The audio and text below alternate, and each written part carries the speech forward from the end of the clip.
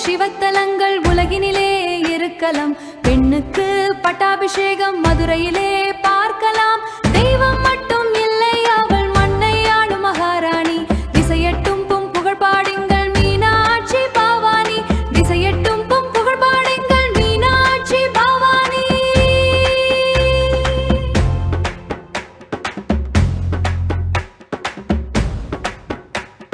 சாத்தான கல்லில் எல்லை தாயின் திருமேனி. விலை மதிப்பில்லா மரகதத்தில் ஜொலிக்கும் சீமாட்டி. மதுரையிலே ஈசனை வேட அன்னைக்குத்தான் ஏற்றம். முக்கண்ணனை தாண்டி இங்கு அவளுக்கே முதல் போற்றம், முதல் போற்றம்.